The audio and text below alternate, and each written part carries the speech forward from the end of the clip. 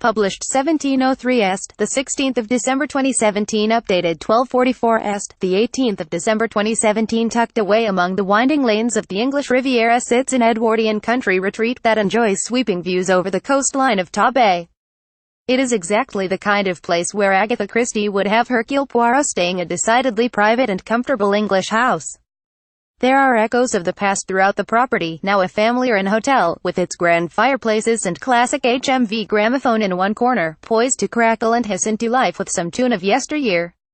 Orstone Manor in Maidencombe is owned by and Catherine Dolan, who are chefs and take pride in their food. Elephants are everywhere, painted and patterned rows on the dining room floor and on cupboard doors, while wooden figurines with trunks adorn shelves and side tables. Poirot would gaze with approval at the antique furniture, a mahogany dressing table set in the bay window of our bedroom, a wardrobe with Art Deco curves in one corner. No modern fitted furniture here, this is luxury redolent of a bygone era. But Orstone Manor, in Maidencombe, does have some modern touches, including a spanking new bar and cleverly designed rooms in the split-level coach house with private balconies, hot tubs and chic contemporary decor. Co-owners Neil and Catherine Dolan are chefs, and their influence can be seen in everything. Food is a passion, with vegetables and eggs and game sourced locally wherever possible. A lady in the village makes the sourdough bread. The fish is from Trevor, and another local character who freedives for scallops. The staff are never sure what's going to arrive on delivery day, as it depends on what's been caught.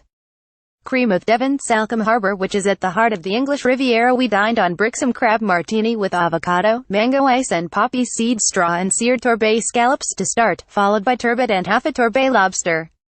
Then came sticky toffee pudding and chocolate fondant with local salted caramel ice cream. Action was needed to counteract the calorie intake, so we took a stroll down to Maidencombe Beach with its striking red sand, and were rewarded by the sight of 2 seals out for an evening swim. Do not miss afternoon tea on the terrace while taking in the sea air and stunning clifftop views.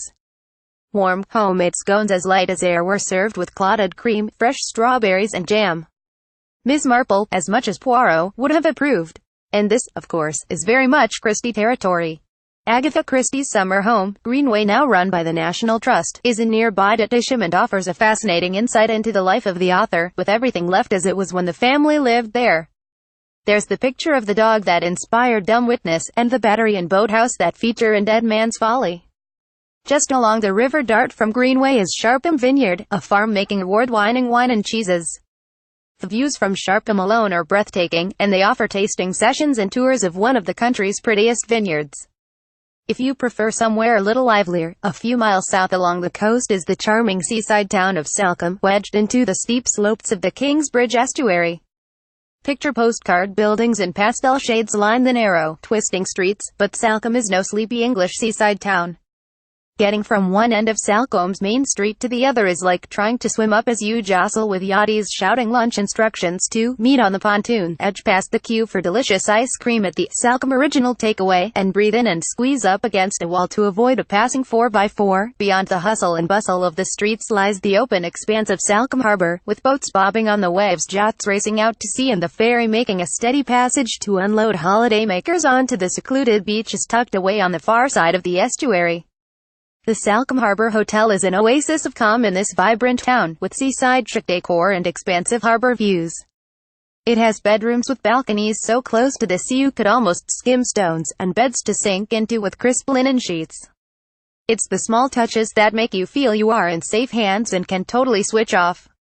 There is a generous supply of gin and port in elegant glass decanters to welcome you to your room, and every evening a delivery of ice with slices of lemon and lime.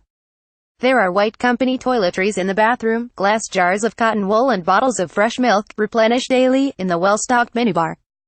To make the most of the views, a pair of binoculars had been tucked into a basket by the window with a cozy throw for those less than warm days by the sea. For complete relaxation, you can head down to the hotel's spa. The ocean spa ritual, 2.5 hours of bliss that included a facial, massage and heavenly smelling scents, left me feeling positively zen-like.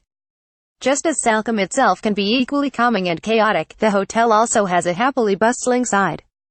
Large groups and families gather on the sofas in the lounge, and children are welcome without the stresses of keeping them seen and not heard.